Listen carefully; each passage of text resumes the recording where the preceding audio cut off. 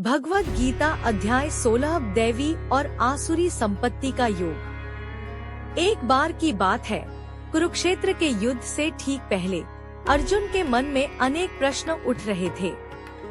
उसने भगवान श्री कृष्ण से पूछा, हे माधव, कुछ लोग सदा धर्म के मार्ग पर चलते हैं, शांति और प्रेम में जीते हैं, जबकि कुछ लोग क्रोध, ईर्ष्या और अहंकार में डूबे रहते हैं। ऐसा क्यों?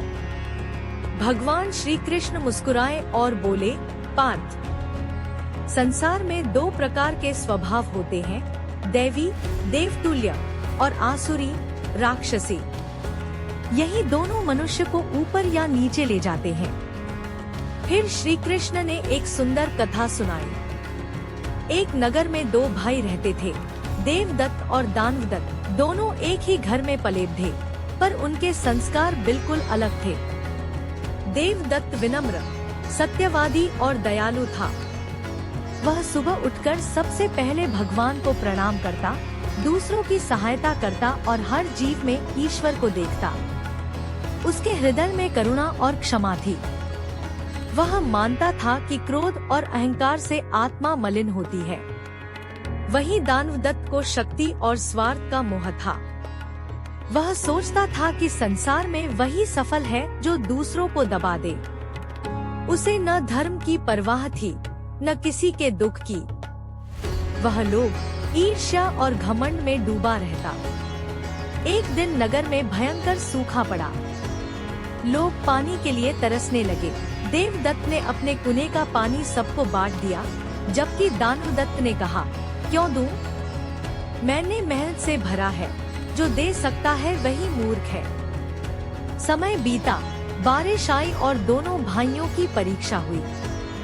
लोगों ने देवदत्त का आदर किया और उसे नेता बना लिया, क्योंकि उसने दया, सत्य और आत्मसंयम से सबका हृदय जीत लिया था। पर दानवदत्त अकेला रह गया, क्योंकि उसके अंदर करुणा नहीं थी। श्री कृष्ण ने कहा, अर्जुन, देवदत्त जैसे लोग दैवी संपत्ति वाले होते हैं। उनके गुण हैं निर्भयता, हृदय की पवित्रता, ज्ञान, दान, संयम, अहिंसा, सत्य, क्षमा, करुणा और नम्रता। ऐसे लोग आत्मा के प्रकाश से जगमगाते हैं और अंततः मोक्ष को प्राप्त करते हैं। पर दानवदत्त जैसे लोग आसुरी संपत्ति के होते हैं।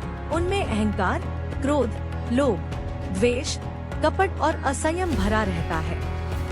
वे कहते हैं, इस संसार में कोई नियम नहीं, कोई ईश्वर नहीं, जो मन करे वही करो।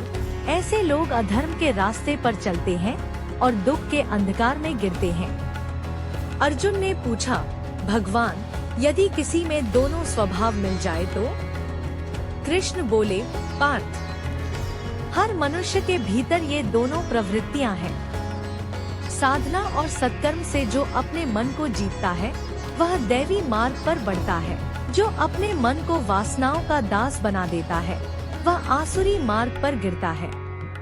श्री कृष्ण ने अंत में कहा, दैवी स्वभाव तुम्हें मुक्ति की ओर ले जाता है और आसुरी स्वभाव बंधन की ओर। इसलिए हे अर्जुन, अपने भीतर के दानव को पहचानो और उसे जीतो। सत्य, दया और संयम से भरा जीवन ही वास्तविक विजय है। इस प्रकार यह अध्याय हमें सिखाता है कि दैवी गुण आत्मा को ऊपर उठाते हैं और आसुरी गुण उसे नीचे गिराते हैं। हर मनुष्य के भीतर यह संघर्ष चलता है, और जो सदा ईश्वर और धर्म का स्मरण रखता है, वही जीवन का सच्चा विजेता बनता है।